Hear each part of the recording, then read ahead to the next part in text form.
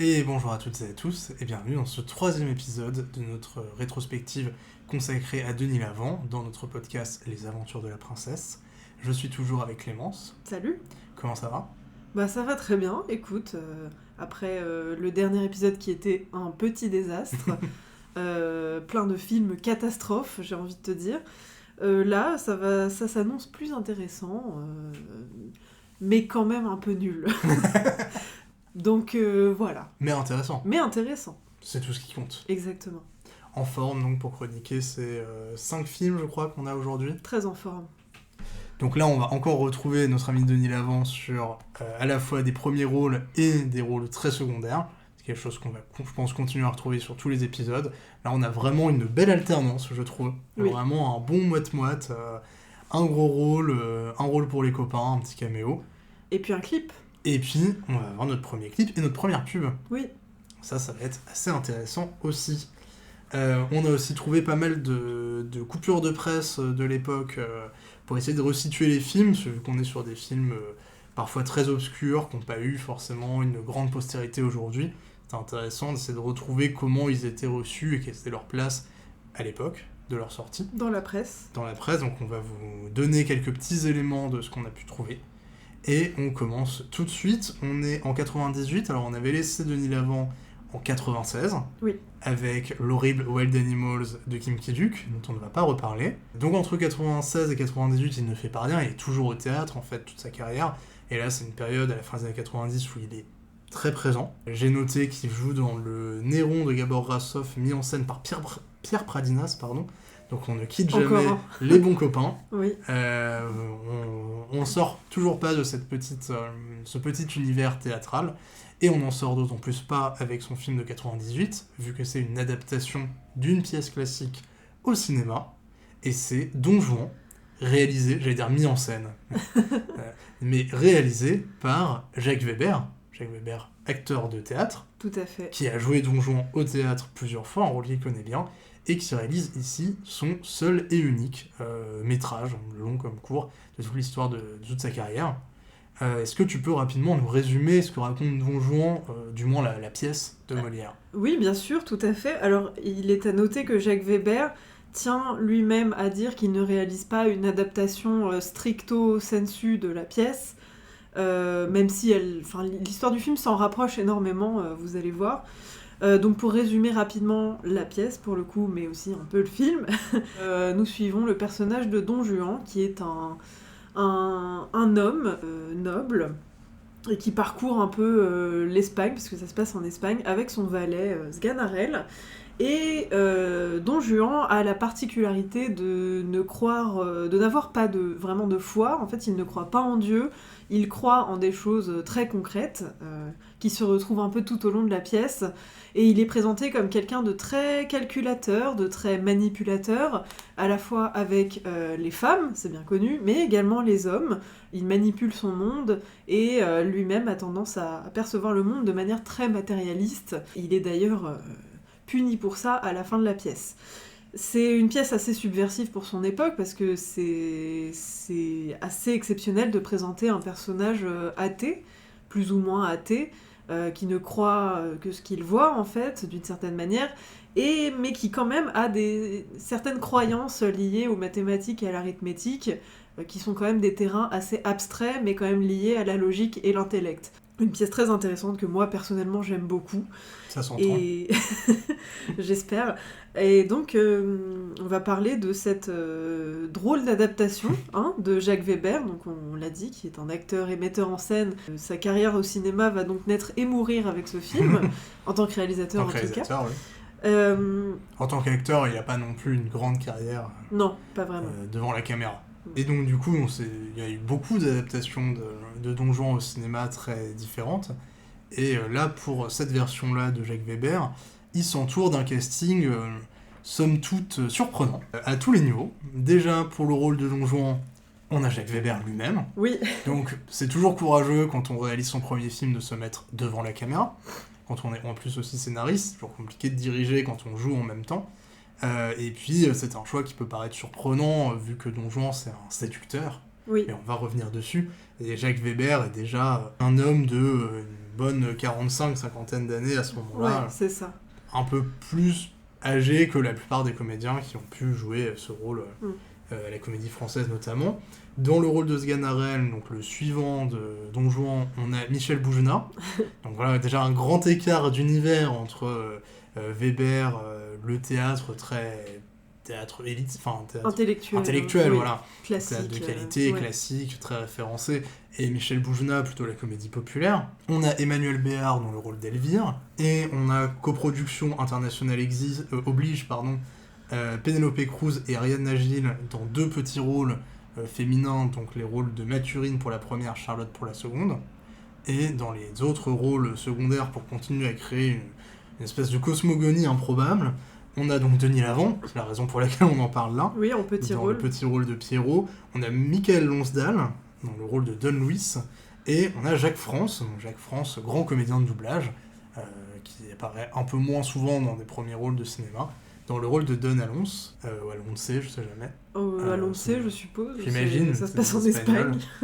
Et voilà, donc déjà on a une troupe un peu étrange qui mêle théâtre, cinéma, donc c'est toujours un peu compliqué quand il faut jouer au cinéma un texte forcément très théâtral, très classique, un peu daté de fait. Oui, même si le texte pour le coup il est adapté pour le film parce que certaines scènes ont été légèrement modifiées. Il y a des scènes qui ne sont pas au même endroit où elles sont dans la pièce, donc c'est un peu remanié pour que ça passe mieux à l'écran, je pense. Je crois qu'il remplace certains termes qui sont peut-être un peu trop abscons pour nous, public moderne. Même si ça sort en 98, mais voilà, c'est un peu pareil. C'était presque hier. C'est ça. Donc il y a quelques réécritures, mais je pense que c'est moins lié à une volonté de faire sa propre œuvre, comme il le dit en interview, chez Ardisson d'ailleurs. C'est plus lié aux commodités que ça demande, donc de passer d'une pièce à un film. Et donc, après avoir bien tourné autour du pot, qu'est-ce que t'as pensé de ce Don Juan de Jacques Weber, qui, on le rappelle, est un essai unique dans la carrière de l'acteur? C'est un drôle d'objet, ce film. Je peux pas dire que je me suis ennuyée devant, malgré le gros ventre mou du film où il se passe pas grand-chose. C'est dire, quand on connaît la pièce où il y a quand même beaucoup de péripéties et de voyages.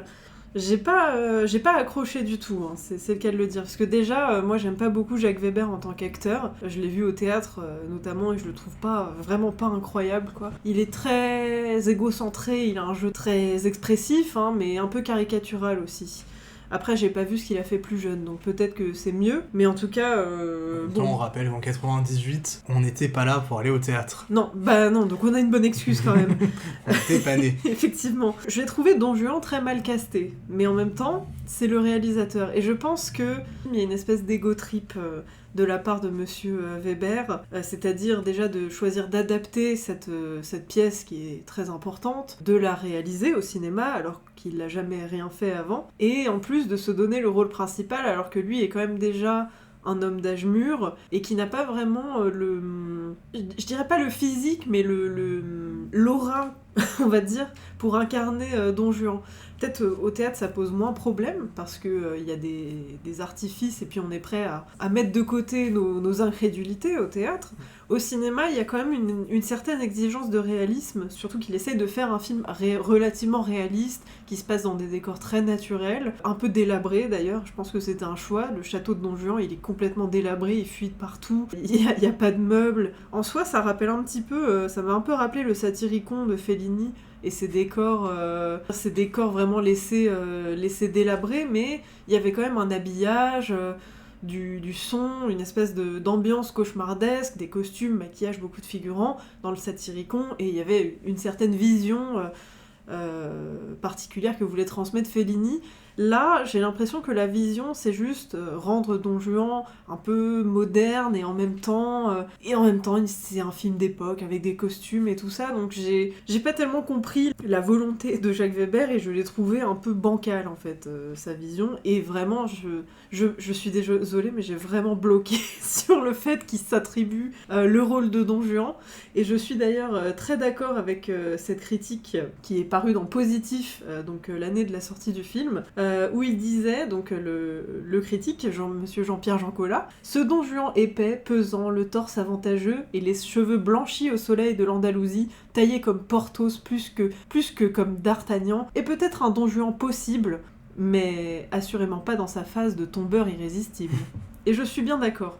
Voilà, ça, moi j'ai vraiment bloqué là-dessus. Je suis assez d'accord que le plus gros point noir du film, c'est Jacques Weber, et je dirais même, c'est Jacques Weber à tous les niveaux. C'est-à-dire qu'effectivement, Jacques Weber n'est jamais crédible dans ce rôle de Don Juan, et moi j'ai noté, il joue le sur-beau gosse, parce que vraiment, il se met en scène, quoi. Il est...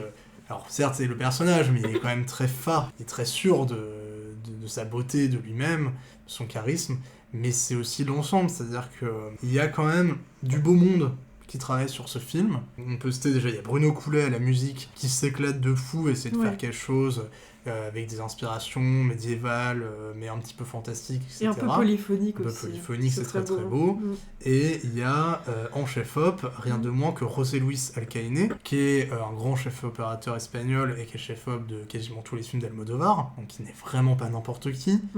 Et c'est moche, le film est moche. Et du coup, j'ai tendance à me dire, vu que tout est quand même assez raté, parce que la musique est très belle, mais elle est très mal placée dans le film, le montage est catastrophique, la lumière est moche, les cadrages sont absurdes, vraiment, mais oui, cette personne ne sait pas faire des films, les cadrages sont absurdes, la méthode des cadrages filme des culs de chevaux, ou des crinières, enfin, il n'y a vraiment aucune logique dans les cadrages, c'est fou, c'est vrai, t'arrives sur un plateau de tournage, et on te dit quel est le seul endroit où t'es pas censé placer ta caméra, et on dirait que c'est ça qui s'est dit.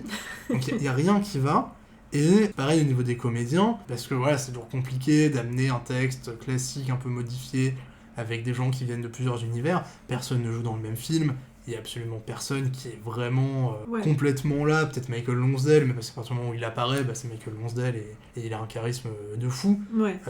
Jacques France par sa voix, mais en fait il n'y a aucune alchimie, et je pense que c'est Weber en fait. C'est pas tout le monde qui s'est dit tiens, je vais en avoir rien à foutre. C'est que il a pas du tout réussi à canaliser un ensemble, et que je pense que de toute façon il avait ses propres idées, puisqu'il a l'air, dans l'interview qu'on a vu chez Ardisson, très très sûr de son génie. Tout à fait. En tout cas de la réussite de son film, qui est vraiment un échec pour moi à tous les niveaux. Et donc, pour moi, le problème, il est vraiment là. C'est un film que je trouve complètement raté, parce que ses choix d'adaptation sont de toute façon invisibles à moins de connaître la pièce par cœur. Sa mise en scène est ratée, ses décors ne sont pas vraiment incroyables, ses costumes marcheraient sûrement très bien au théâtre, et c'est une costumière de théâtre, mais beaucoup moins là.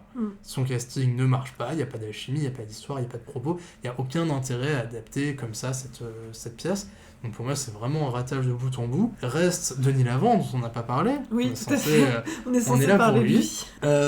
Moi, j'ai noté qu'il fait son petit numéro. Voilà. Il fait son numéro de Denis Lavant. Il fait les cabrioles. Il fait des rondades. Il fait, voilà, c'est un peu le jeune du cirque. Ça marche encore. Il a encore l'âge. C'est très simple. C'est une toute petite apparition. C'est pas une lumière dans le film, mais bon, il fait ce qu'il sait faire, et à ce niveau-là, on en reparlera peut-être pour d'autres films après, où ça va plus me gêner, mais là, je trouve que il est plutôt à sa place. En plus, il vient du théâtre, il arrive dans un film un peu théâtreux. C'est... Pour moi, c'est l'un de ceux, je vais pas dire qu'il s'en sort le mieux, mais en tout cas, qui ne pâtit pas d'être dans le film. Mais par contre, c'est un truc que j'ai remarqué en regardant les autres films, il rentre dans un peu la caricature de lui-même qu'il va avoir systématiquement après, c'est-à-dire, comme tu dis, le personnage un peu fantasque, un peu simplet aussi, et qui a toujours une allure de clochard, en fait. C'est un peu le début de ça, en fait, j'ai l'impression. Ce personnage de Pierrot, qui est amoureux de, je crois que, de Mathurine ou Charlotte, je sais plus. Il est amoureux d'une des deux, et il veut l'épouser, mais elle, enfin, c'est... Lui, ça va encore, il a l'air à peu près à sa place, quoi, mais... Et il commence surtout à passer l'âge, en fait, pour jouer le jeune qui fait la cabriole. Ça commence un peu... c'est pas pour rien aussi, bon, c'est des questions personnelles, mais qu'il arrête à ce moment-là de jouer chez les Oscarax. Et voilà, un premier Denis Lavant commence un petit peu à vieillir, et effectivement on commence à le voir dans ce film. Et à moins que tu aies rajouté des choses, mais avant de passer au film suivant, je voulais juste du coup souligner que l'actrice espagnole Ariana Gil, qui donc joue dans ce film, n'a joué que dans 2 films français à la fin des années 90, début 2000, en se disant tiens, ma carrière commence à exploser à l'international, je vais tenter un peu le coup. Le Don Juan de Jacques Weber et Disco de Fabien Antoniente. C'est vrai. Elle n'est jamais revenue, elle est partie tourner dans Le Labyrinthe de Pan de Guillermo del Toro. Ouais, on comprend. Voilà, elle a bien fait de pas revenir. Le cinéma espagnol lui a offert de bien plus beaux rôles. Et voilà, et pareil, bon, Penélope Cruz, elle est complètement absente de ce film. Hein. C'est assez honteux de l'avoir mise là. Elle est quasi inexistante, j'ai aucun souvenir de son rôle. Donc voilà, fallait caler le côté coproduction. Oui, puis c'était espagnol, mais... mettre deux belles espagnoles pour jouer les jeunes filles que séduit Don Juan. C'est pas un hasard si elles sont vraiment, c'est vraiment des très belles actrices et que lui, bon, voilà. Ah, c'est plutôt logique, normalement. C'est plutôt logique, mais... Le problème, c'est Don Juan. Oui, bien sûr. Et justement, je finis juste là-dessus. Ouais, rapidement, j'ai un peu un problème avec l'interprétation que donne Jacques Weber de la pièce, parce que, en fait, il en retire dans son film tout élément surnaturel et divin, voire satanique, en fait, parce qu'il y a une dimension presque proto-fantastique avec un fantôme d'un commandeur qui a été tué par Don Juan qui revient le hanter et lui demander de dîner avec lui et qui le précipite en enfer à la fin. Désolé, je spoil, mais bon voilà, la pièce elle a quand même un certain âge. Et en fait, en enlevant tout élément surnaturel et en faisant de Don Juan la personne qui devient folle à s'imaginer qu'on lui parle, il lui donne raison, je trouve. Là où dans la pièce, il y a une certaine morale, je sais pas si Molière l'a rajouté un petit peu pour ne pas avoir de problème, mais il y a la morale que Don Juan étant un homme sans croyance et sans passion, il finit par être puni, à force d'abuser de la passion et de la croyance ou la crédulité des autres. Sauf que, en fait, dans le film, Don Juan, c'est lui qui provoque sa propre chute parce qu'il est tellement torturé et il devient fou tout seul, et ça fait un peu artiste torturé qui se précipite vers sa propre fin, et ça me pose un peu problème comme interprétation, et ça rejoint vraiment l'idée de l'ego trip de Jacques Weber, quoi. Et donc, après ce premier film qui nous a pas convaincus, on passe à un film qui nous a beaucoup surpris. On est toujours en 98, un peu plus tard dans l'année. Sort sur les écrans français Cantique de la racaille, film de Vincent Ravalec, un premier long métrage adapté d'un premier livre de Vincent Ravalec. Donc c'est vraiment jeune écrivain, jeune réalisateur qui arrive. Film qui est très très oublié aujourd'hui, malgré un casting, on va y revenir, détonnant, et un film très étonnant. Et je tiens à signaler que, tellement oublié, que la page Wikipédia du film est de Vincent Ravalec, est écrite par Vincent Ravalec lui-même, ne s'en étant pas caché, puisque du coup on peut retrouver l'historique des modifications. Et tant mieux, parce que grâce à lui on a eu pas mal d'informations. Merci Vincent. Donc merci Vincent. Et puis donc on va raconter un peu ce premier film, donc Cantique de la racaille, c'est l'histoire d'un jeune homme qui est joué par Yvon Attal, s'appelle Gaston, qu'on va suivre tout le long du film avec énormément de voix off introspectives, très roman. Et donc c'est un petit criminel, un criminel à 3 francs, un petit peu très moyen, qui vit de petit coup en petit coup et qui a vraiment un désir de réussite sociale, d'argent, de stabilité, et qui va réussir à monter un espèce de projet, plus ou moins illégal toujours, mais qui va lui donner un certain niveau économique, et puis son projet un peu illégal va se cacher derrière une vraie devanture d'entreprise. Donc voilà, il va créer quelque chose qui va lui faire grimper en société, et donc il va rencontrer différents personnages, à la fois des personnages plutôt petite criminalité et des personnages plus riches, joués par Marc Lavoine et Claire Nebout. Donc un duo aussi très surprenant dans ce film. Et donc voilà, c'est plus ou moins un rise and fall commenté par donc Yvon Attal en voix off. Et là-dedans, Denis Lavant a vraiment un rôle très très très petit. Ouais. Il joue un autostoppeur un peu fou, qui est un peu fantasque, qui est pris en stop par Yvon Attal et sa copine pendant qu'ils sont sur la route, et où en fait la folie du personnage de Denis Lavant va venir perturber un petit peu Yvon Attal, qui est en plein dans un épisode de parano. Ouais. Un film qui nous a beaucoup intéressé, surpris, même plu, on peut dire. Est-ce que tu veux commencer à donner un peu ton avis sur le film de Vincent Ravalec ? Eh ben avec plaisir, ouais. Je suis pas sûre d'avoir adoré ce film, mais je l'ai trouvé très intéressant, et surtout, fait assez rare avec, avec les films de cette rétrospective, j'ai quand même passé un bon moment devant. C'est plutôt rigolo. Il y a plein d'effets, on sent que le réalisateur s'amuse avec ses effets de transition, il tente des choses, et ça préfigure un petit peu d'ailleurs la suite de sa carrière, vu que maintenant il travaille dans le cinéma virtuel. il me semble. Oui, dans la réalité virtuelle. Dans la réalité virtuelle. Dans les Et films ça, de réalité ça virtuelle. se sent un petit peu parce qu'il a des transitions dans ce film-là, donc Cantique de la racaille, qui sont assez intéressantes avec beaucoup d'expérimentation, avec des trucs qui ressemblent parfois à des transitions de diaporama, avec l'écran qui se tord dans tous les sens. Mais il y a des choses assez élégantes, assez recherchées, et une espèce de découpage du temps sur une année. Le film se passe sur une année, il me semble, Oui. que j'ai trouvé assez sympa. Après, il y a quand même un ventre mou. Il y a un moment au milieu où il se passe pas grand-chose, à part le fait que Yvan Attal devient un peu fou et parano. Enfin, plus il a du succès et plus il a peur de tomber, justement. Enfin, c'est quand même très sympathique comme film, les acteurs sont bien. Marc Lavoine, il m'a épaté, moi. C'est fou qu'on lui ait pas donné plus de rôle, quoi. Parce qu'il a une gueule incroyable, déjà. Et en plus, il a une manière de jouer l'entrepreneur véreux, un peu pervers, que je trouve absolument merveilleuse. J'ai noté quelques répliques. Il a dit « Lui, c'est un toxico de la bite », par exemple. Et ça m'a fait beaucoup rire. Et donc vraiment, c'est assez... il est assez abject, ce personnage. Je l'ai trouvé très savoureux. Voilà. Sinon, j'ai trouvé qu'il y avait beaucoup de gros plans dans ce film. Ça m'a un peu perturbée. Il aime beaucoup les gros plans, mais j'imagine que ça se comprend.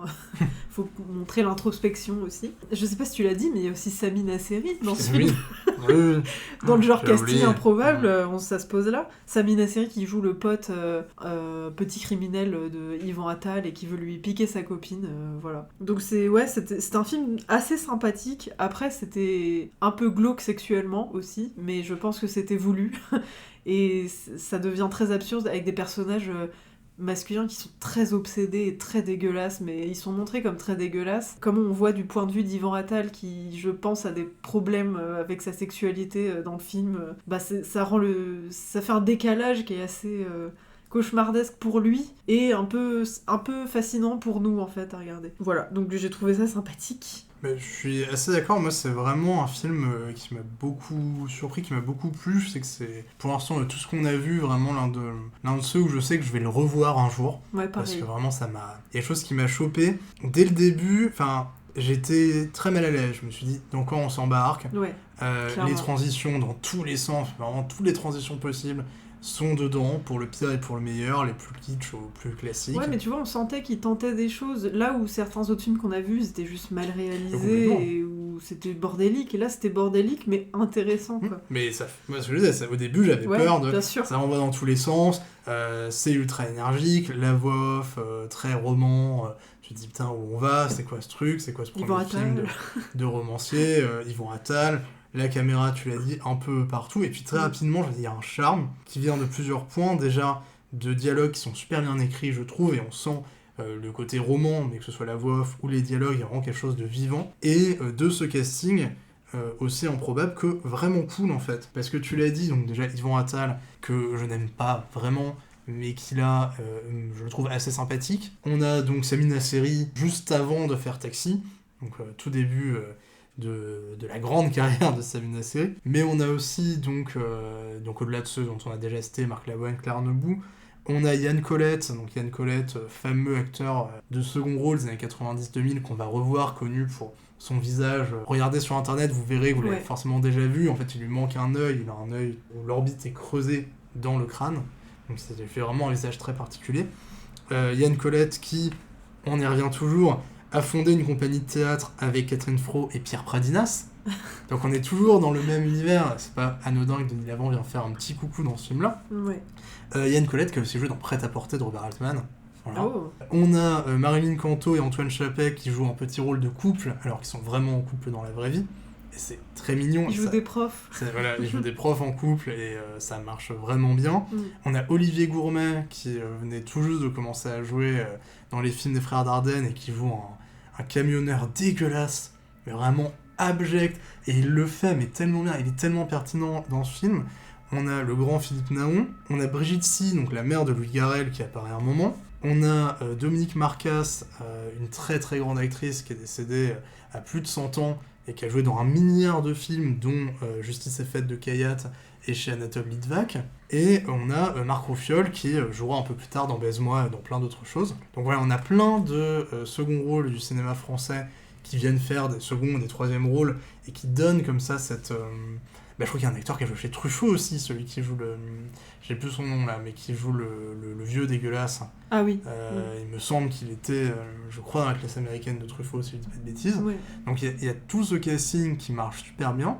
Et le propos, pour moi, il y a vraiment un propos très intéressant au milieu de ce bordel qui va à 1000 à l'heure, qui est que on suit un personnage à l'orée du XXIe siècle qui se dit, dans ce monde de consommation effrénée, de réussite, je peux avoir ma place, je peux réussir en étant honnête dans l'illégalité. Il y a une espèce de naïveté de dire, si je travaille bien, si je suis besogneux, tout va me réussir, même si de base, toute la base du truc est complètement illégale. Et ça va pas marcher pour deux raisons. Déjà, parce que la base va le rattraper. Enfin, même ce qu'il fait après est bien. La base, c'est très bien écrit, c'est que l'origine des premiers sous qu'il a récupérés pour financer son bazar va lui revenir en pleine gueule à la fin de manière impromptue. Et aussi parce que le monde dans lequel il rentre, qu'il croit être un monde de réussite, un monde plutôt classe, en fait c'est un monde dégueulasse, un monde de la drogue et du sexe.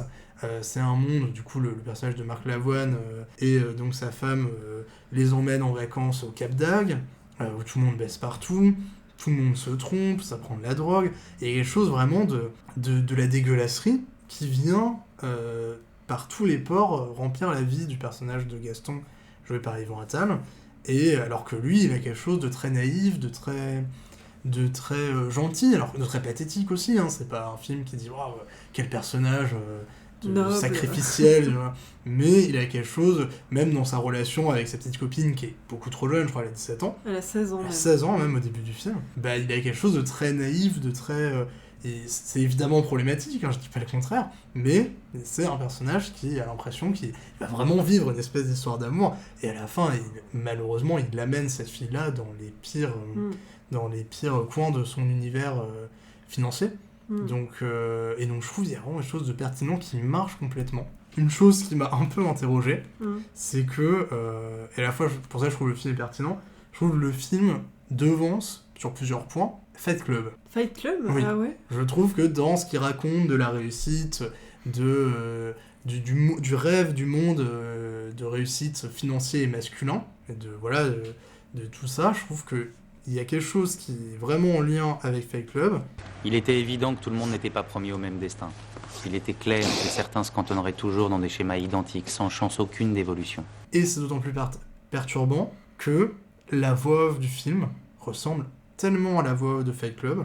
En français, du coup. En français, que j'ai vraiment l'impression, mais on n'a aucun moyen de le vérifier, que c'est pas Yvan Attal qui fait la voix off, et que c'est Damien Boisseau, le comédien de la voix off de Fight Club, donc il double le narrateur dans Fight Club, parce que en termes d'écriture de jeu, c'est très très proche, et je reconnais pas la voix d'Yvan Attal. En fait, je me suis demandé s'il n'y avait pas une différence de micro, parce qu'un micro d'enregistrement, c'est pas pareil sur un set de cinéma, mais en même temps, après on s'est dit, il me semble que il y aurait peut-être eu des problèmes en post-production, et que du coup, le comédien aurait accepté de venir dépanner et de faire la voix off, ce qui se fait, hein, clairement, ça se fait, et c'est voilà, et comme sa voix est plus ou moins proche de celle de Yvan Attal, il aurait pu le faire, mais effectivement il a en fait mais même le fait de raconter en voix off, c'est très je sais pas si c'est très moderne, mais en tout cas c'est comme un personnage en dehors de sa vie, en dehors de son corps, qui contemple ce qu'il a fait avec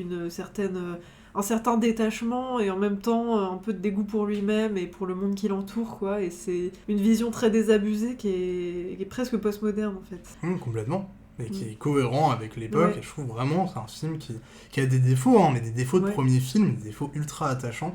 Un film qui est vraiment pertinent, qui tombe au bon moment, et qui malheureusement fait un flop. Ouais, il n'a pas la reconnaissance qu'il mérite, ce film. Je sais pas, est-ce que tu avais trouvé des choses dans la presse sur ce film ? Oui, alors j'ai trouvé un article dans Positif, le numéro 449-450, un numéro double. C'est vraiment une toute petite critique, hein, donc il n'y a vraiment pas... Il n'y a pas de grandes phrases ni d'analyse très poussée. Globalement, il trouve, le critique, que c'est un très bon premier film, qui se tient très bien, mais que le scénario est confus et répétitif. Par contre, il apprécie beaucoup la forme, donc c'est un peu dommage parce que nous, on trouve le film très bien écrit, et la forme un peu maladroite, mais lui, c'est l'inverse. Globalement, le film est apprécié, quoi. C'est juste que c'est vraiment une petite notule dans positif et que le film n'a pas vraiment eu de retentissement Non, du tout. au-delà, quoi. Il y a eu une sortie DVD Ouais. qui, à notre grande surprise, ne contient pas la gueule de Samina Seri en gros sur la jaquette. Oui. Alors qu'on s'attendait vraiment à ce que le DVD surfe sur la sortie de Taxi. Ouais. Mais donc voilà, ça a même pas été un succès de DVD, c'est vraiment un film très très oublié et Voilà. c'est dommage. Mais si vous n'avez pas peur des trucs un peu trashouilles et vulgaires, c'est une belle petite pépite. Et puis, c'est même pas tant réac que ça. Parce que C'est pas réac. C'est pas réac du tout, parce que tu vois, ça pourrait l'être. Le personnage d'Yvan Attal, il est très dégoûté, très repoussé par la sexualité un peu décadente de ses collègues. Et il est horrifié de voir que sa petite copine, elle s'engouffre là-dedans. Voilà, mais il y a un truc très intéressant. Et je trouve que c'est pas anodin qu'elle soit si jeune, en fait, la fille. C'est parce que c'est une victime totalement comme Yvan Attal. Et à la fin, on le voit bien que c'est une victime, qu'elle est manipulée, qu'on l'entraîne là-dedans et qu'elle a pas tellement le choix, parce que chez elle, ça doit être pire encore, en fait. Et du coup... les deux personnages sont un peu partagent les mêmes travers, les mêmes tourments, mais les traversent pas de la même manière. Elle s'accommode, elle fait avec et elle devient une espèce de personnage très désabusé, très sexualisé, alors qu'elle est pas majeure. Et lui est horrifié et s'enferme dans une chape de morale qui au final ne le sauve pas, quoi. Ouais, donc vous l'avez compris, on vous conseille de découvrir ce film si vous avez l'occasion, même si c'est pas évident, mais voilà, si vous pouvez le voir. Et donc, on reste toujours en 98. On va faire une petite pause. Avec, donc, on l'avait dit, le premier clip et la première pub. Avec Post-pub. Denis Lavant, donc la post-pub. Et qui se trouve les deux être réalisés par la même personne. Pareil, nouvel arrivant dans l'univers Denis Lavant, Jonathan Glazer, qu'on retrouvera d'ailleurs, on l'a pas dit, on retrouvera Vincent Ravalec dans des épisodes futurs. On retrouvera Jonathan Glazer aussi. Donc, le clip, c'est le clip de la chanson Rabbit in Your Headlight, donc le lapin dans vos phares du groupe Uncle.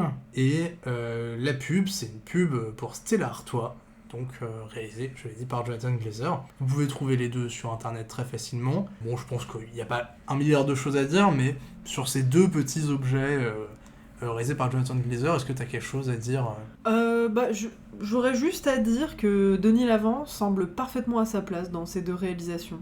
Dans l'une, il joue encore le clochard fou, dans le clip en l'occurrence.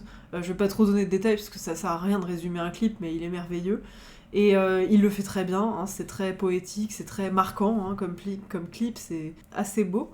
Et dans la pub est un peu rigolote, et bon là, il rejoue un jeune premier, mais je trouve que ça marche mieux, parce que la forme est plus courte, parce qu'il a peut-être une voix plus claire, donc je trouve que ça marche très bien dans les deux, et puis c'est assez...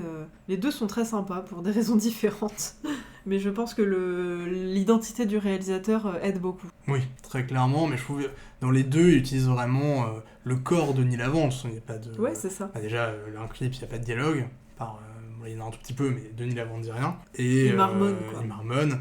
Et dans la pub, je crois qu'il parle pas non plus. Donc, dans les deux, c'est vraiment... Ah si, dans la pub, il parle un peu quand même. Hein. Ah, je me souvenais pas. Il a quelques lignes de dialogue. Pas beaucoup, mais c'est essentiellement du mouvement, mais il parle un petit peu, quoi. En tout cas, on est vraiment dans un corps en mouvement. Et donc, c'est assez évident. Jonathan Glazer sait qui est Denis Lavant quand il l'engage. Oui. Et donc, c'est le premier départ de... quelque chose d'international dans la carrière de Denis Lavant, réellement international, même si c'est des tout petits objets. Donc c'est, pour moi, même si toute la carrière de Denis Lavant est très cohérente, c'est un pas assez essentiel de quelque chose, pas de méta, mais de conscientiser, quoi. De Denis Lavant au cinéma, c'est Denis Lavant, c'est pas juste un comédien c'est une image de composition qui va composer un nouveau personnage. C'est vraiment un objet cinématographique de Est-ce qu'on film. On pourrait dire que c'est une persona, un peu. On peut dire ça.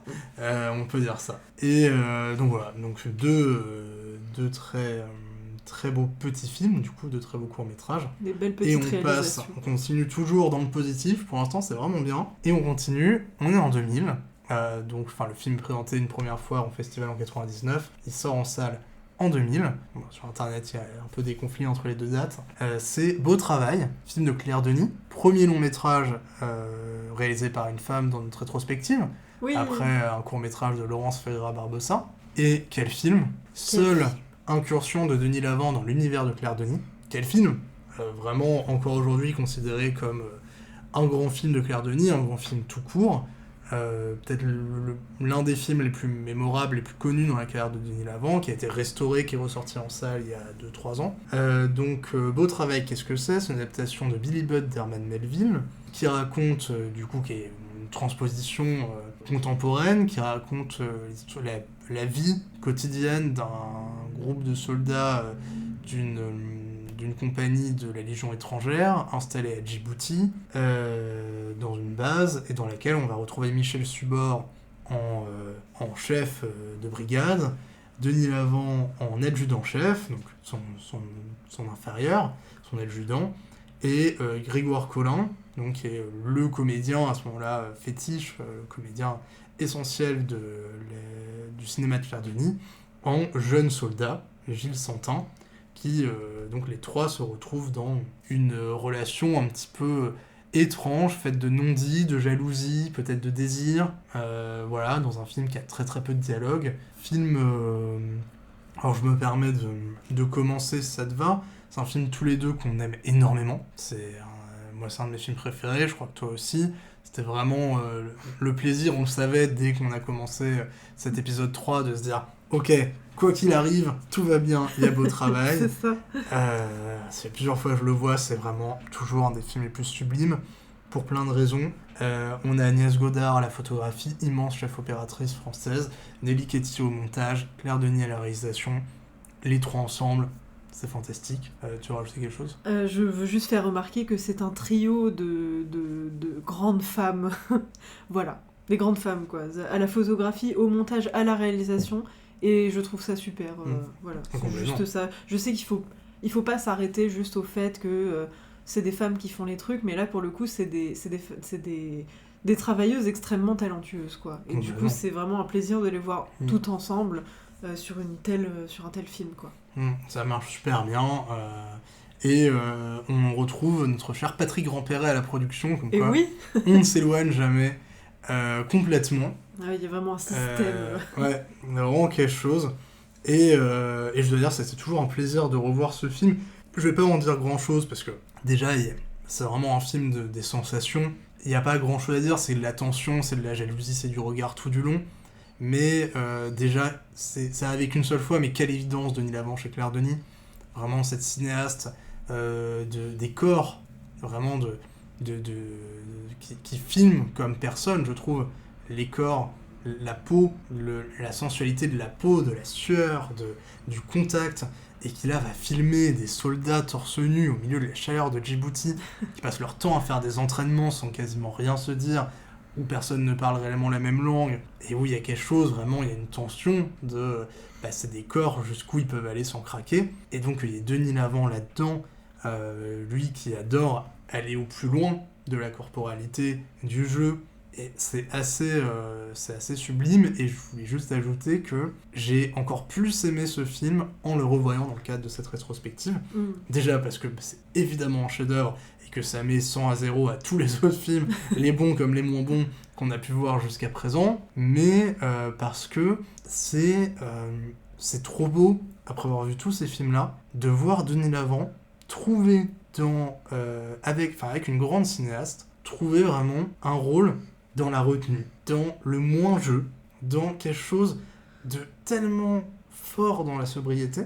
Et cette rencontre après tous ces films, où des fois il fait des choses superbes, mais voilà, c'est un peu le jeune chien fou, et là il joue un personnage qui est dur, où elle filme son visage un peu travaillé, très marqué, et vraiment, ça a été encore plus une redécouverte de voir ce film que je connais déjà très très bien et j'adore, de le voir remis dans le contexte de la filmographie de Denis Lavant. Je trouve que c'est encore plus pertinent, et quand est-ce qu'on le revoit, quoi. Tu as tellement bien parlé du film que maintenant, c'est difficile de passer après, mais que dire je ne m'abaisserai pas à faire une critique de c'est bien ou c'est pas bien, parce que ça me semble assez évident, hein. C'est l'un des plus beaux films que j'ai jamais vu en termes esthétiques, en termes de réflexion autour de la caméra et de la cinématographie. Chaque plan porte un sens qui du coup a encore moins besoin de dialogue, en fait. Et c'est ça la beauté du film, c'est que chaque plan est presque un poème, en fait. qui déroule son histoire tranquillement. Et même les quelques moments de voix off de Denis Lavant, ils accompagnent un peu tout ça, mais ils seraient même pas nécessaires en fait. Ça pourrait être un film sans dialogue en fait, ce serait... Parce que la cinématographie est tellement maîtrisée, le langage de l'image est vraiment parfait. Et j'ai juste noté 3 trucs en fait, parce que je voulais profiter du film, donc j'ai pas pris beaucoup de notes. Mais j'ai noté faire briller la gourmette au clair de lune, un plan qui m'avait pas marqué la première fois et qui m'a frappé pour la maîtrise technique et aussi pour la beauté, quoi. C'est juste une gourmette argentée qui brille au milieu de l'obscurité, quoi. Et c'est comme un souvenir un peu triste et perdu, et j'ai trouvé ce plan magnifique. Et puis juste filmer la danse dans le miroir aussi. Ça c'est vraiment un truc que j'aime beaucoup, filmer les miroirs ou filmer l'image, le reflet en fait des miroirs. Et là c'est vraiment top, quoi. Que ce soit quand il y a des scènes dans une espèce de boîte de nuit, des fois c'est bondé et à la toute fin il y a la plus belle scène de l'histoire du cinéma sans doute, où c'est Denis Lavant qui danse, et c'est assez beau parce que c'est finalement un retour à son début de carrière chez Léos Carax. Il danse, il est seul et il déroule lentement son corps. Alors là pour le coup j'aimerais citer une critique qui est parue dans Positif, donc cette fois c'est une longue critique sur plusieurs pages. Je crois que c'est numéro 465. Alors voilà, donc je vais juste vous lire ce que la journaliste écrit. Immobile, Galou se laisse peu à peu pénétrer par la musique. Il n'entre pas dans la danse, mais flirte avec elle, amorce un geste ou un pas, puis s'arrête. Un genou au sol pour mieux s'élancer, une cigarette à la main qui n'empêche pas les acrobaties les plus souples et élastiques, Galou s'abandonne pour mieux se retenir. Et je trouve que c'est vraiment un résumé parfait de ce film. Et ensuite, sur mon analyse personnelle, c'est effectivement une histoire de désir et de jalousie, ça c'est très clair. Et je pense que c'est aussi une histoire de masculinité en souffrance. Parce que le personnage de Denis Lavant, Galou, quand on y réfléchit, au milieu des corps nus qui s'agitent, lui, il est toujours en treillis. Il est un peu plus petit, un peu plus maigre que les autres, un peu moins musclé, un peu plus vieux, un peu plus marqué. Et je pense que la vision de cette jeunesse, et surtout du personnage de Grégoire Collin, le menace dans sa chair et dans son existence. Et c'est pour ça qu'il s'accroche à son pouvoir militaire, un pouvoir...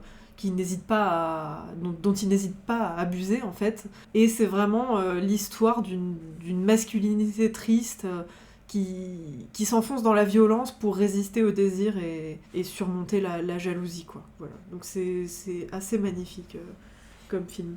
Et j'avais retenu d'autres passages de cette très jolie critique. Je termine juste. Je cite un autre passage. Donc c'est dans Positif 465, je crois. Et celle qui écrit, c'est Claire Vassé. Voilà. Donc elle écrit très bien, je trouve. Et donc elle dit « La cinéaste choisit de filmer des corps embrigadés et mis au pas pour se payer l'audace de les entraîner dans un au-delà du geste. Là où le corps ne prouve plus sa force et sa maîtrise, mais s'abandonne à une gestuelle, à une chorégraphie qui occupe l'espace, sans pour autant vouloir le conquérir. » Je suis d'accord, évidemment, c'est très beau, juste repréciser pour les gens qui nous écoutent et qui n'ont pas vu le film, on l'a pas fait au début, mais que le film s'ouvre et se ferme du coup sur une scène de boîte de nuit à Djibouti, la première étant, donc, comme tu l'as dit, avec beaucoup de gens, et la dernière étant une scène où, alors j'ai plus le nom du chorégraphe malheureusement, où en fait Denis Lavant tout seul fait une chorégraphie qui est très énergique, comme tu l'as dit, qui est vraiment une chorégraphie de danse contemporaine, vraiment qui a été très travaillée, on le sait, c'était très, très, très travaillé, en presque plan séquence, parce qu'il y a une coupe à un endroit, et donc seul devant des miroirs, et effectivement, tu l'as dit, un écho avec le début de sa carrière, il y a même une reconstruction de légende, parce que aujourd'hui, quand on pense à Denis Lavant, il y a 2 images qui viennent en tête automatiquement, c'est la course verticale, donc le mouvement dans Mauvais Sang, et c'est la danse sur place, enfermée, parce qu'en fait, il est très énergique, mais essentiellement sur lui-même, vu qu'il saute, il se jette au sol, donc comme si les mouvements qu'il essayait d'impulser le ramenaient vers lui, c'est très peu... c'est très vertical, et c'est très peu horizontal, il y a très peu de déplacement dans l'espace. Et donc c'est passionnant en fait, que les deux images qu'on ait retenues soient une de mouvement de liberté et une qui soit dans le repli sur soi. Mais au-delà du discours méta-textuel entre les films, c'est vraiment...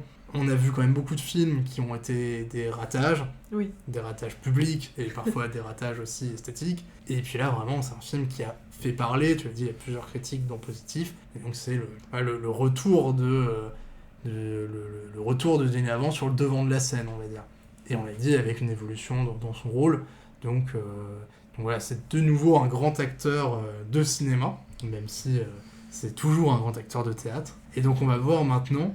Est-ce que... Je tiens juste à... Oui. Excusez-moi, je corrige. C'était dans le numéro 471 et non pas 465, si vous voulez lire la critique de Claire Vassé. On mettra peut-être, si on y pense, les références des critiques dans le texte du podcast. Et donc, on va voir maintenant comment la carrière de Denis Lavant continue après ce film, mais pas tout à fait, puisque le prochain film, s'il est sorti après Beau Travail... donc ce film, c'est Le Monde à l'envers, réalisé par Rolando Cola, cinéaste suisse. Si ce film est donc bien sorti après Beau Travail, il a été tourné bien avant, parce qu'en fait, il est diffusé une première fois dès 98 au festival de Locarno, et il met plus de 2 ans à arriver dans les salles, ce qui n'est vraiment pas bon signe. Pour résumer très rapidement, je prends le résumé qui est sur Wikipédia. On est en Bretagne au XVIIIe siècle.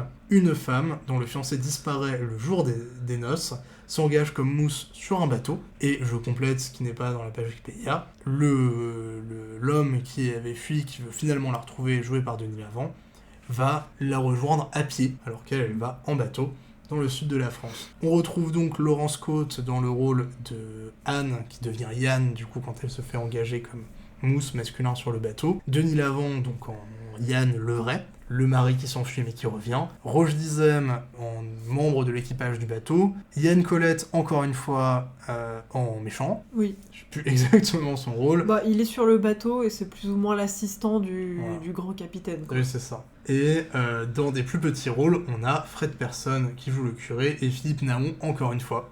Oui. Qui joue le père d'Anne. Donc on retrouve des noms qu'on a déjà vus. Donc c'est un film qui n'a pas convaincu quand il est sorti en festival, qui a mis plus de 2 ans à arriver en salle, qui donc arrive en salle, ne convainc personne ne le voit, c'est un gigantesque four, et c'est assez compréhensible. J'ai pas grand chose à dire sur ce film, c'est quand même très nul à tous les niveaux. Oui. C'est-à-dire que le scénario ne va un peu nulle part, cette histoire de... Elle s'engage... Enfin, il y a tout ce début, on comprend pas, ils sont dans la petite ville en Bretagne, enfin le petit village breton, et puis ils sont un peu isolés du monde, parce que lui, il est un peu retardé, puis elle est un peu sorcière, puis on comprend pas, puis il se marie, puis après elle part, parce que lui, il s'est bourré la gueule. Bah non, il se marie pas, justement. Enfin oui, il parce se qu'il fiance. est pas là, oui, voilà. Et donc du coup, elle part sur un bateau, puis lui, il la suit à pied, puis il la retrouve comment, alors qu'il traverse littéralement, je sais plus, ils partent de la Bretagne, ils vont à Nice, je crois. Ou à Marseille, je sais pas. C'est l'un ou l'autre. Je crois que c'est Marseille. Mais vraiment, à pied, c'est des semaines et des semaines. En fait, c'est très comique dans le film. Ouais, et donc voilà, le scénario va nulle part. Visuellement, c'est assez laid à tout point de vue. Moi, j'ai noté que les décors du bateau me rappelait Xena la guerrière. C'est un truc ridicule de... Genre, est-ce que c'est un film historique ou un espèce de film d'aventure folkloriste, on sait plus. Et franchement, je me suis désintéressé très rapidement du film, qui est vraiment pas passionnant, et encore pour plein d'autres raisons que je n'ai pas citées, mais je vais te laisser quelques billes, parce que je sais que tu n'as pas plus aimé que moi. Donc, est-ce que tu veux poursuivre sur Le Monde à l'envers de Rolando Cola ? Ah bah oui, je veux bien poursuivre. J'ai pas grand-chose à dire non plus de toute façon. Y a un point positif, on voit des traditions bretonnes, voilà, c'est sympa. Vite fait, hein. Vite fait, plus ou moins, quoi. Mais sinon, ouais, j'ai vraiment pas accroché à cette histoire de déambulation, on sent dès le début que y a ce propos de c'est une femme libre, elle se déshabille sous la pluie pour danser les seins nus, puis elle se baigne tout habillée et tout ça. Enfin, il y a un nombre de plans où elle est mouillée, cette pauvre Laurence Cotte. Tu te demandes si elle a pas attrapé une angine après le tournage, quoi.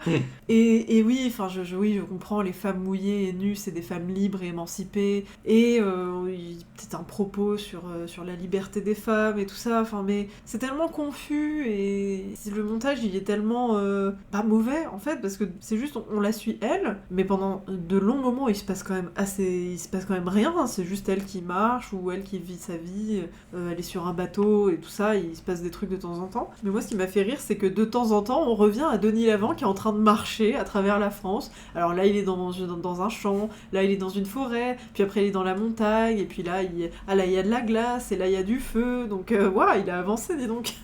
Et après, il arrive à Marseille, et tout ça, et bon, voilà, ils partent ensemble. Enfin, vraiment, j'ai vraiment... Si je me pose une question, je me suis posé une question en regardant ce film, c'est pourquoi on lui fait toujours jouer, dans les mauvais films en tout cas, des personnages qui ont l'air d'avoir des difficultés mentales. Je ne comprends pas, et ça me dérange un peu, parce que c'est très réducteur. Et pourquoi on lui fait toujours jouer ça ? Parce que c'est un peu le guignol de service, mais enfin, c'est pas ouf, quoi, en fait. Sinon, il y a encore des agressions sexuelles dans ce film, parce que ça faisait longtemps, hein, quand même. Et il y a aussi des passages animés, qui représentent, je pense, les rêves de Anne, donc du personnage principal, parce que c'est un peu onirique et tout, mais c'est de l'animation, je saurais pas te dire, il y a un mélange de rotoscopie et de peinture, et tout ça, et... c'est vraiment, ça se la raconte en fait, parce que c'est juste des rêves illustrés comme ça en animation, mais on sent pas vraiment il y a pas vraiment d'intérêt à ce que ce soit de l'animation en fait, et il y a même pas tellement d'intérêt à montrer ses rêves, quoi. Donc il y a aussi des scènes de cul en animation. Oui, tout à fait, ouais. Il y a un moment où ils vont dans un bordel et il y a des représentations imagées de positions fantasques au lit, et qui ensuite vont être animées par l'animation. Pourquoi ? Ouais, c'est ça. Et en plus, ils sont crédités, les gens qui font ça dans le générique, donc ça me fait trop rire, c'est genre couple... Oui, les comédiens, pas les animateurs. Oui, bien sûr. Mais oui, bah non. Couple rêve érotique, bah je sais plus leur nom, mais voilà, ils ont joué le couple dans le rêve érotique qui faisait la roulotte mexicaine, ou je sais pas quoi. Enfin bref. Ouais, c'était... Voilà. Moi, j'ai pas accroché du tout, quoi. Non, c'est une assez grosse catastrophe qui est vraiment... Pour réussir à suivre ce film jusqu'au bout, faut avoir bu beaucoup de café, ça va vraiment nulle part. Et il y a surtout... On est à la fin des années 90, à fond dans l'esthétique publicitaire. Alors voilà, c'est ce terme qui veut tout et rien dire, qu'on a accolé à Carax, Besson, Benex. Mais là, on y est pleinement. Tout ressemble à une pub. Ouais. On s'est dit ça au début. On s'est demandé si c'était pas pour Madame Loïc. Clairement. Tout est vraiment très très cliché. Et alors j'ai noté, il faut attendre 8 minutes pour voir les premiers boobs. Qui ne seront pas du tout les derniers, il y en a vraiment tout le temps. Et puis oui, dans la campagne, courir sous la pluie, les boobs à l'air, oui, on est vraiment dans une pub avec cette musique. Une musique... classique par-dessus, enfin vraiment il n'y a rien qui va, et je suis d'accord, là pour le coup, voir ce film dans la carrière de Denis Lavant le rend d'autant plus insupportable que c'est terrible de le voir être toujours dans le même jeu sans aucune direction pour jouer l'espèce de fou d'attardé un peu violent mais un peu mignon. Ouais. C'est absolument insupportable. Surtout après beau travail. Quoi. Voilà, dans un film qui a une vision du Moyen-Âge complètement aléatoire. Oui. C'est terrible. Donc, après, c'est le 18e siècle, donc c'est pas... oui, de l'époque moderne. Ouais. Mais bon, franchement, quand il filme... il pourrait filmer le 14e, il le filmerait pareil. Hein. Ouais, parce que c'est exactement la c'est même la Bretagne rurale, donc c'est ça. ils sont pas modernes, tu vois. Donc voilà, il y a le chef du bateau est un nain aussi. Voilà, tout est complètement aléatoire, ça n'a aucun intérêt. C'est vraiment un très très très mauvais film et tout le monde le savait visiblement à l'époque. Je note juste comme petit clin d'œil qui m'a fait rire, c'est que Fred Persson et Philippe Naon, qui jouent 2 petits rôles dans Le Village breton au début du film, ont déjà joué ensemble par le passé et ils ont joué 2 petits rôles, mais au même endroit, dans Au Bomber de Molinaro, où ils jouaient 2 pétainistes. Voilà. Donc ça m'a juste fait rire ils se retrouvent ensemble, en même temps c'est des gens qui ont joué énormément de second rôle dans le cinéma français. Mais voilà, je pense qu'il n'y a rien d'autre à dire sur ce film, qui est vraiment une catastrophe industrielle, qui, je pense, s'ils avaient pu ne pas le sortir quelque part, et ils ont retardé tant qu'ils pouvaient, et finalement le film sort trop tard.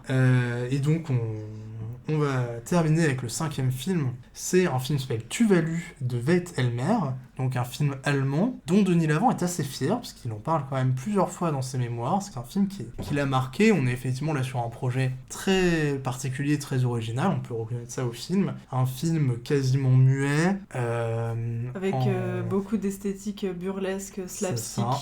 Plus ou moins noir et blanc, noir et ocre, quelque chose noir et bleu aussi. Noir et bleu, mais ouais, des choses avec peu de couleurs, peu de dialogue, qui référence le muet, qui référence quelque chose de poétique. On n'est pas toujours très loin du cinéma de Jean-Pierre Jeunet. On n'est pas loin de quelque chose qui pourrait être du court-métrage, très étendu. Oui, alors ça, Voilà. effectivement, ça pourrait très bien être du court-métrage, et ça aurait été mieux comme ça. Sûrement. Je trouve même, on peut en reparler, mais des échos au travail des frères Coët dans le court-métrage. C'est pas un film complètement isolé non plus, mais quelque chose qui est classé comme un film expérimental aussi. Donc, c'est un objet particulier. Et juste pour finir sur le casting, donc, on a le rôle principal de Denis Lavant, donc là on est encore sur un vrai rôle principal. Où il joue Anton. On a Chulpan Kamatova, donc une actrice russe qui joue le rôle d'Eva. Et on a l'acteur français Philippe Clay qui joue Karl, donc plus ou moins le père de Denis Lavant. Oui, Ouais. c'est son père. Oui, son père. Non, c'est vraiment son père, oui, c'est ça. Et à la musique, on a Goran Bregovic et Jürgen Knipper, donc c'est des noms qui parleront sûrement à certains parce qu'ils sont composés de très belles musiques de films. Et clairement, ça s'entend pas parce que c'est pas le fort du film, la musique. Est-ce que tu veux dire des choses de ce film ? Oui, je veux bien. Je t'en prie. Alors oui, effectivement, déjà l'image elle est traitée comme un film des années 20, donc en monochrome. C'est le mot qu'on cherchait, je pense. Monochrome, donc c'est pas exactement du noir et blanc. Il y a quand même une couleur, généralement un peu du sépia ocre pour l'intérieur et du bleu pour l'extérieur ou du gris. Et oui, en fait, je pense que la volonté de Veit Elmer, c'était vraiment de réaliser un film muet à l'humour burlesque, très physique, très bondissant. Voilà, mais comme le dit cette petite notule que j'ai trouvée dans Positif numéro 469, Tuvalu de Veit Elmer ne maîtrise que trop rarement ses effets burlesques, et je suis bien d'accord. Parce que moi, en fait, j'avais des espoirs pour ce film.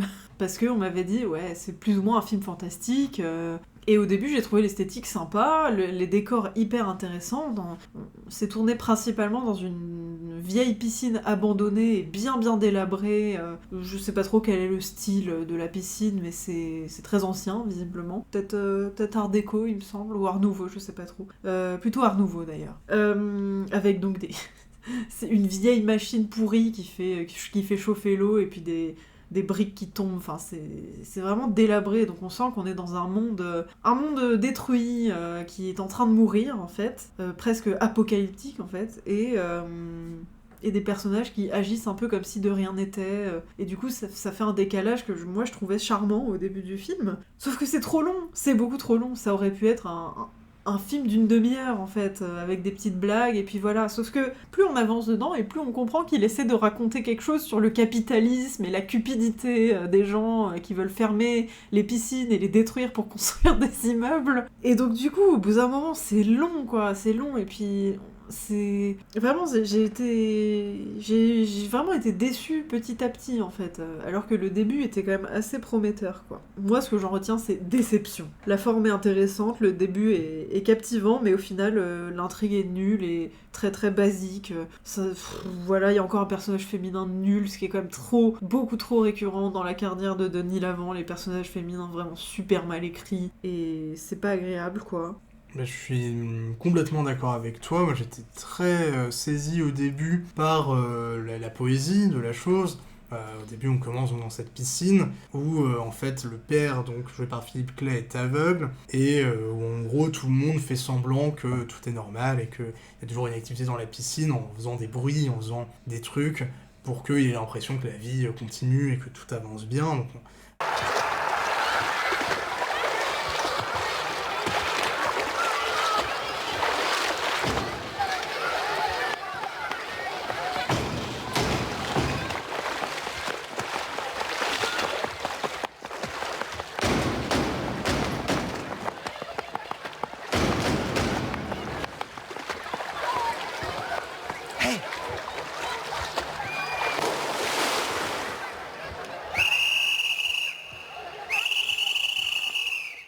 espèce de mensonge et une espèce de poésie dans ce rapport Ouais.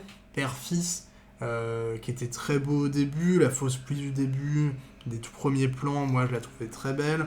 Et effectivement, très rapidement, les effets, les beaux effets disparaissent et les effets sont beaucoup trop nombreux pour être agréables. Tous les plans sont débulés, c'est insupportable.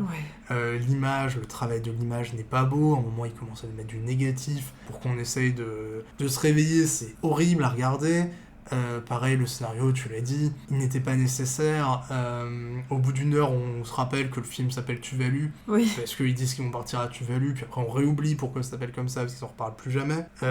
Donc voilà, c'est vraiment les choses qui ne marchent pas du tout sur la longueur. Au niveau du son, je trouve ça tellement dommage. T'as un film sans dialogue, que le son soit nul. Ouais. Parce qu'en fait, on est dans ce truc un peu de ces films d'animation sans dialogue, où on fait... Technologie, système parfait. Voilà. De temps en temps, il y a des mots comme ça pour des trucs très limités.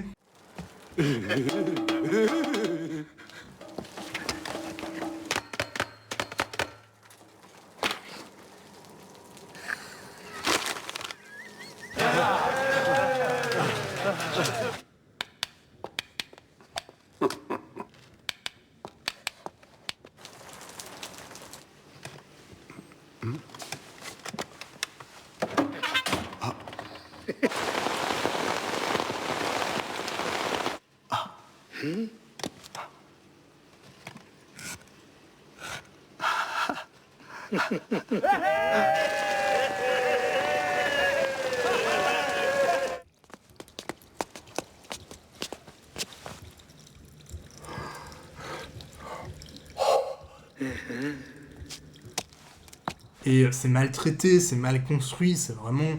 ça tombe dans le ridicule, d'autant que le film ne sait pas vraiment mettre sa ligne entre son burlesque, sa poésie, son côté expérimental. Là où ça marche mieux, chez des gens, chez les frères Couet par exemple, ça marche mieux, s'ils ne cherchent pas à faire un milliard de choses. Même chez Caro Jeunet. Hein. Même chez Caro Jeunet, mais là c'est un peu plus populaire, et plus de dialogue. Ouais, mais dans l'esthétique. Mais quoi. dans l'esthétique, effectivement, ça marche mieux. Et donc voilà, donc c'est quelque chose... c'est un film qui est très dur à regarder dans sa longueur, je trouve, même s'il a beaucoup de fans. Et en fait, moi, ce qui me gêne, tu l'as dit, il y a le personnage féminin, mais même tout l'ensemble du propos me gêne, parce que, pour moi, ce que j'ai noté, c'est on est sur la poétique du grand enfant pédophile. Ah oui, C'est-à-dire tout à que fait, ouais. on nous met un Denis Lavant qui joue en espèce d'enfant adulte dans ce monde un peu à part. Donc encore une espèce d'attardé mental. Exactement, encore une espèce d'attardé. Qui a des relations, mais vraiment catastrophiques. Enfin, qui est vraiment un prédateur, en fait, au début du film, avec le personnage féminin. Et c'est assez atroce.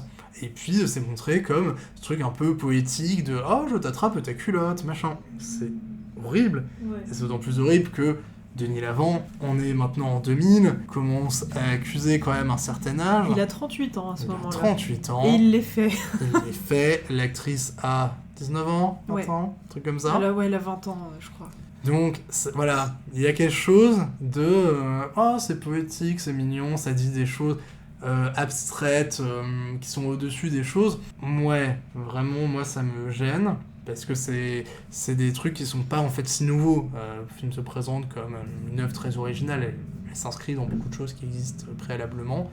Et en plus, je trouve que, même si Denis Lavant s'est violent éclaté, a tourné ce truc très corporel dans cette piscine, où je pense qu'ils avaient beaucoup de liberté, d'improvisation, d'essayer de faire vivre les séquences dans la corporalité, je trouve qu'il ne sert à rien finalement dans le film, parce que c'est tellement un film de l'effet et qui enchaîne des petits sketchs surréalistes, qui peut de temps en temps faire référence à l'âge d'or de Buñuel, en beaucoup moins bien, évidemment, que n'y a pas besoin d'un personnage principal. Dans ce film, il n'y a pas besoin d'un personnage qu'on suit tout du long et qui incarne quelque chose, alors qu'il y a si peu à raconter. Mais en fait, il fallait assumer ce côté sketch, et Denis Lavant pouvait exister au début où il marche très bien, oui. mais de lui donner comme ça une espèce de volonté, un regard sur le monde, c'est là que ça pose vraiment problème. Oui, mais en fait, il y aurait même pas besoin d'histoire ou de narration dans ce film. Comme tu dis, une succession de sketchs, ça aurait suffi. Sauf que c'est pas le cas, il nous fait une histoire avec